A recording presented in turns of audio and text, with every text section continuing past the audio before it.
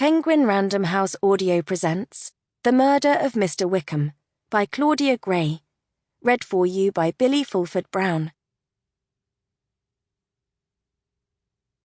For Paul Christian, most ardently admired and loved. Author's note. The Murder of Mr. Wickham is set in 1820, at the very end of the Regency period. Jane Austen's novels were published within a few years of one another, in the case of her first 3 books, many years after they were written.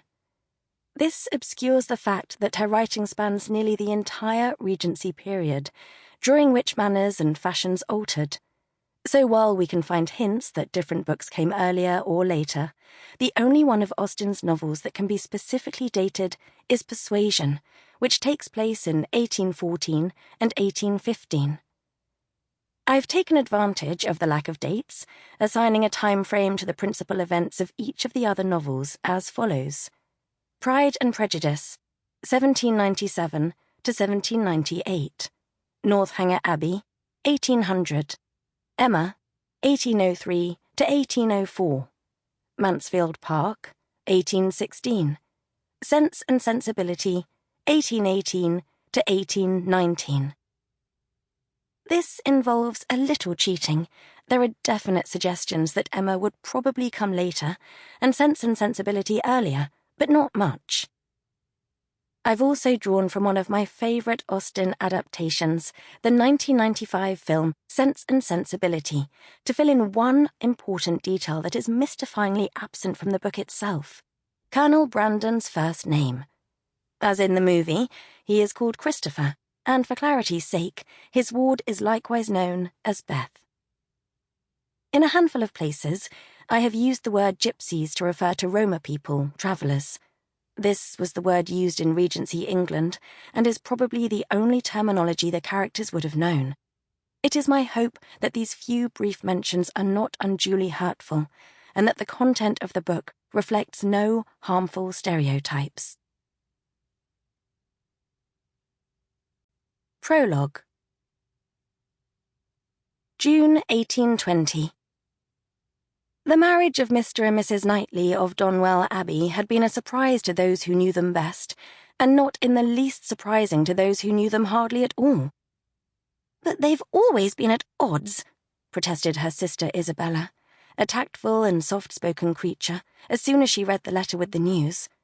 "You mean they fight like cats and dogs?" was her husband's blunt reply.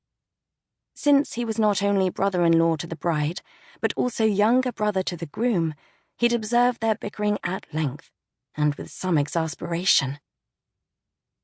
They were both correct, partly. Emma Woodhouse and George Knightley had disagreed about many things: the need for a gentleman to dance at parties, the propriety of arriving in a carriage rather than on horseback, and above all, the matrimonial prospects of everyone around them. Emma's wishful thinking had often led her into error, but in the end she didn't hesitate to make the most unlikely match of all, her own. Yet the regular people of the village of Highbury were far less astonished. Mr. Knightley was the wealthiest, most eligible man of the parish, Emma Woodhouse the wealthiest, most eligible lady. Such individuals seemed to fall in love with each other quite often. Why should it be shocking that this rule would prove as true in Highbury as anywhere else? What everyone would have agreed on, if asked, was the happiness of the marriage. For 16 years now, they had lived as man and wife. Emma Knightley had borne her husband 2 fine children, a daughter named Henrietta, who arrived on their 2nd anniversary, and a son called Oliver, who followed 5 years later. By now they were well settled into Donwell Abbey, the picture of family harmony, though not today.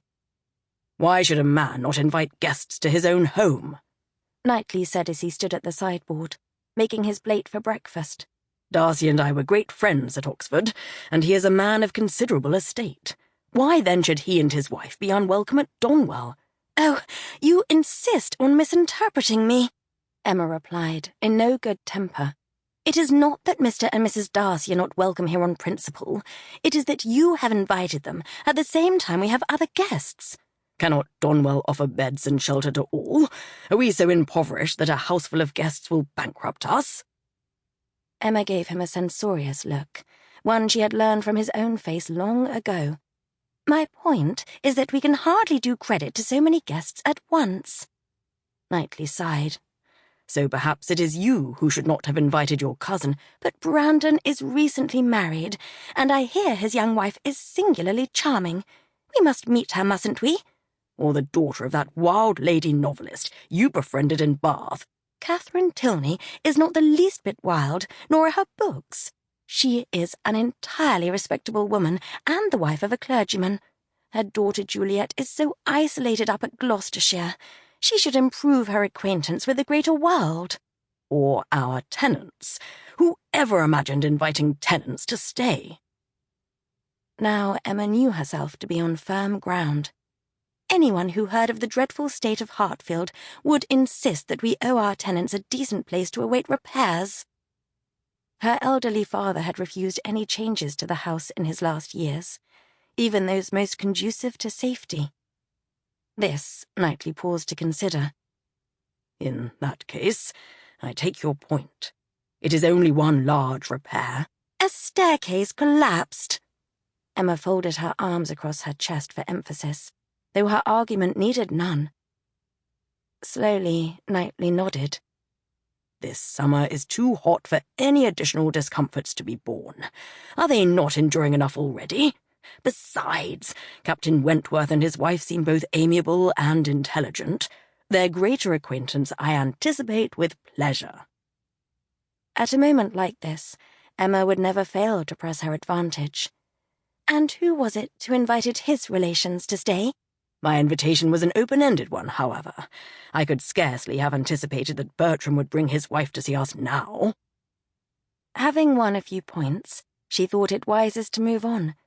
She was not one to lament long over difficulties, relishing challenges as she did. "We must make the best of it. Instead of a few guests, we shall have a proper house party. That will be just the thing."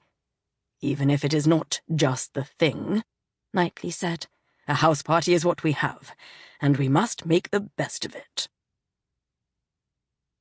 If Emma and Knightley's marriage had been surprising to some, the announcement of the engagement between Elizabeth Bennet and Fitzwilliam Darcy had been astounding to all. At the time, it was well known in Elizabeth's community that Darcy was a proud, disagreeable man, so impressed with his own wealth and estate that he rarely even deigned to speak at social occasions. It was equally well known in Darcy's set that Elizabeth Bennet was a mere country girl, with no relations of worth, no dowry of any use, and thus no hope of ever marrying well. Had it not been for Mr. George Wickham, they probably never would have discovered each other's true natures, or even their own. They certainly wouldn't have spent the last 22 years happily married. Well, Elizabeth Darcy thought, 21 years happily married. This last year didn't count.